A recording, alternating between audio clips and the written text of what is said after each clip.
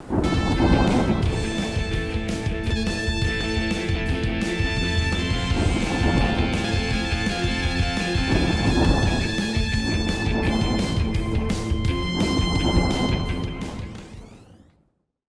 amis, bonjour et bienvenue dans cette colère que je qualifierais de monarchique.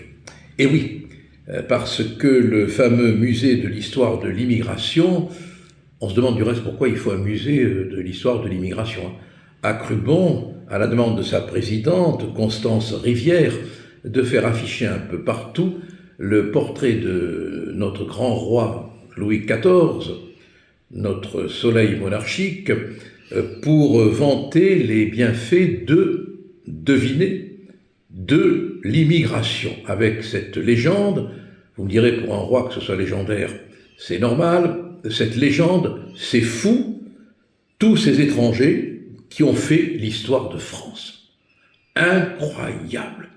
Pour la propagande immigrationniste, la monarchie redevient à la mode.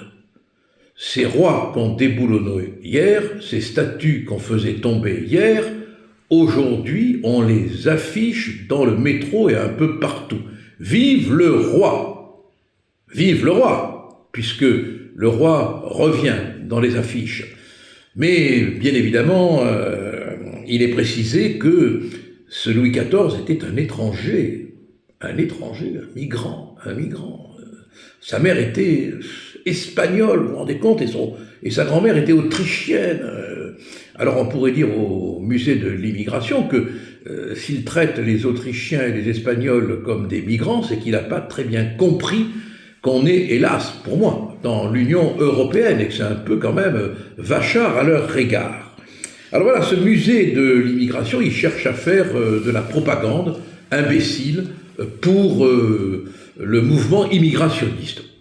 Respect aux migrants qui ont le droit d'être ici, qui respectent la loi. Sévérité pour ceux qui n'ont pas le droit d'y être, c'est tout. Mais faire de Louis XIV une espèce d'icône de la migration, c'est quand même un peu gonflé. Enfin, écoutez, faisons simple. Ce musée de l'immigration, dont je ne comprends pas du reste l'utilité, nous coûte quand même 10 millions d'euros, source bénie Télérama. Mais si tous les migrants nous apportaient le Versailles, l'Académie royale de danse, de musique, Molière, Racine, Corneille, La Bruyère et La Fontaine, si tous les migrants nous apportaient Vauban qui a fortifié les frontières, le comble, c'est qu'on affiche le roi Louis XIV qui a eu comme serviteur le fameux Vauban avec ses protections partout pour le pays.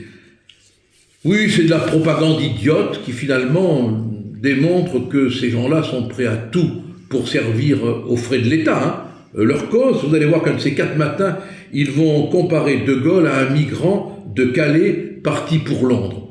Allez, laissons faire les cinglés, ils cinglent vers leur décrépitude finale.